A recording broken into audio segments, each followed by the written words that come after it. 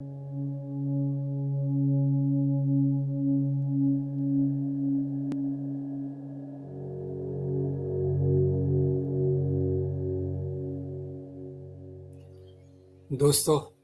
नमस्कार।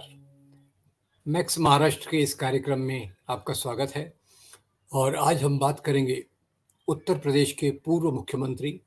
और बाद में राजस्थान के गवर्नर बने श्री कल्याण सिंह की मृत्यु से जुड़ी हुई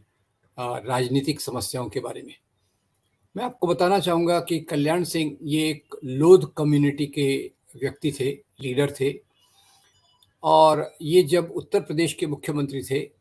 तो उस समय बाबरी मस्जिद का ध्वंस किया गया था। ये बहुत रोचक बात है कि ये एक सवर्ण जाति के न होते हुए भी आरएसएस से जुड़े हुए थे। एक कॉलेज में शिक्षक थे, तो आरएसएस के एक बड़े कार्यकर्ता नानाजी देशमुख ने इन्हें राजनीति में आने के लिए प्रेरित किया। ये राजनीति में आए और लगातार एमएलए बार-बार बनते रहे और जब 1991 में भाजपा की सरकार उत्तर प्रदेश में बनी, तो ये मुख्यमंत्री के रूप में थे और इन्होंने उस समय एक इसके घटना बहुत ज़रूरी है जो इनके दिमाग पर हमेशा चलती रही। 1990 में जब मंडल कमीशन रिपोर्ट लागू की गई, तो उस समय कल्याण सिंह ये आरएसएस के एक भाऊराव देवरस से मिले और इन्होंने अपनी चिंता जाहिर की कि ये किस प्रकार का आरक्षण आएगा और किस प्रकार से जातियों में फूट पड़ेगी। तो देवरस जी इनको कहते हैं कि जितना हम राम मंदिर के आंदोलन को तेज करेंगे, आरक्षण का प्रभाव उतना कम होता जाएगा। ये बातें उन्होंने अपने मन में बिठा ली और बाद में जब लाल कृष्ण आडवाणी के नेतृत्व में बाबरी मस्जिद का विध्वंस चालू हुआ, उस समय ये मुख्यमंत्री थे। अब ये अगर चाहते तो उस विध्वंस को रोक सकते थे। इन्होंने कोर्ट में एक एफिडेविट भी दिया था कि मेरे संरक्षण में बाबरी मस्जिद को कोई नुकसान नहीं होगा। उसके बावजूद इन्होंने पुलिस वगैरह को पूरी एक इंस्ट्रक्शन दे दी, एक निर्देश दे दिया कि जब कार सेवक मस्जिद तोड़ेंगे उस समय आप कुछ मत कीजिएगा, कुछ इंटरवीन मत कीजिएगा, उनको रोकिएगा मत।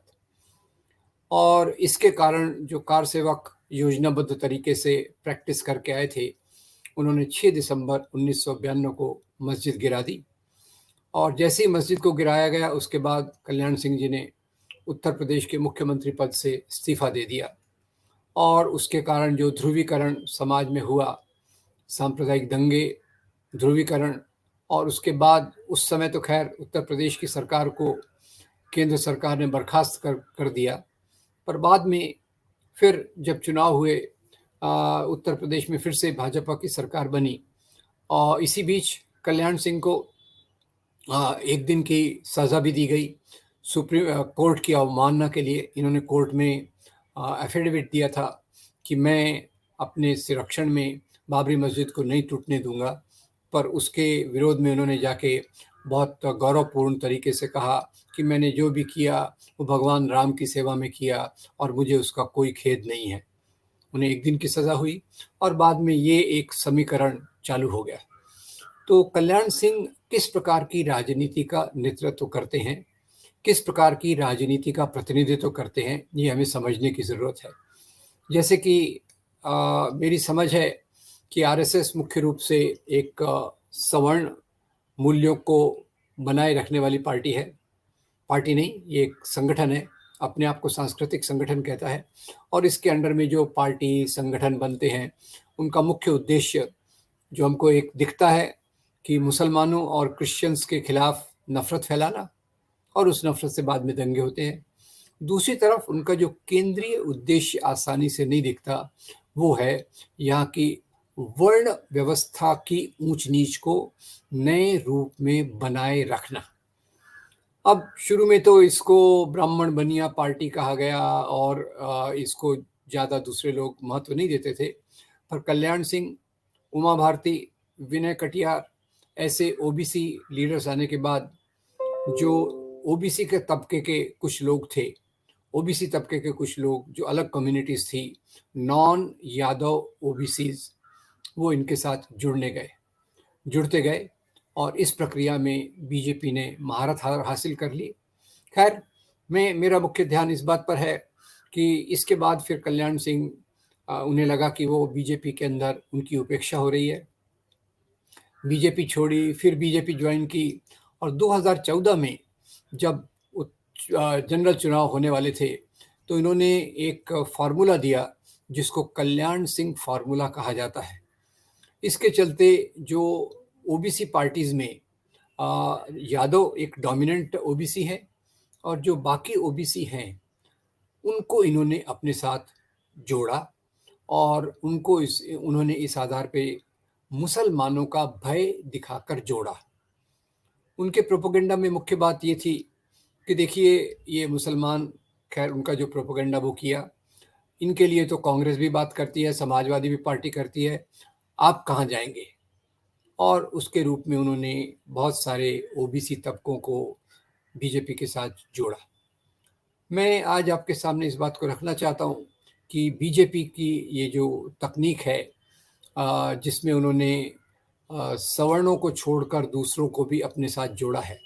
अब मुख्य रूप से आज के सामाजिक परिवर्तन का मानदंड यही है कि यहाँ आरक्षण हो और जो पिछड़े तबके हैं उनको ऊपर लाने के लिए पूरी पूरी कोशिश की जाए। पर जहाँ भी आप देखेंगे, एक तरफ ये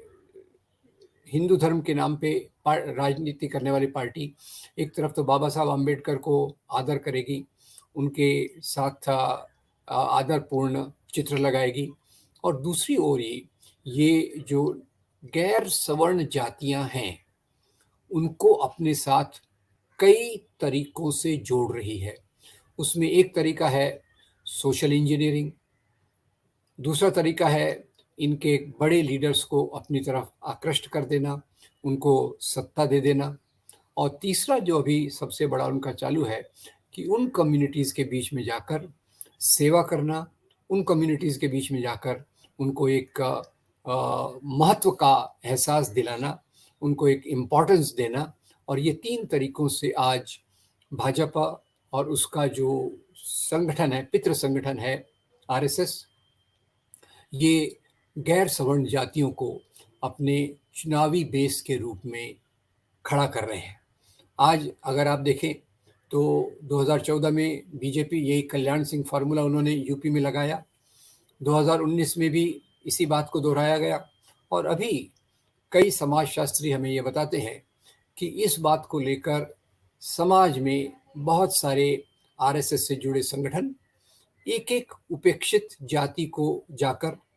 उन्हें एक हिंदू पहचान देकर उन्हें अपने साथ जोड़कर राजनीतिक तौर पर सफलता प्राप्त करने की कोशिश कर रहे हैं। तो कल्याण सिंह की मृत्यु से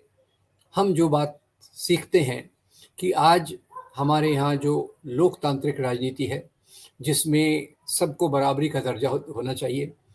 हमारे लोकतंत्र में जो एक मुख्य बात होना चाहिए एनहाइलेशन ऑफ कास्ट, जाति व्यवस्था का उन्मूलन, उसके उलट जातियों का समन्वय, सामाजिक समरसता मंच, ये आरएसएस ने खड़ा किया हुआ है, और उसमें बहुत सारी टेक्निक्स, बहुत सारे तरीके में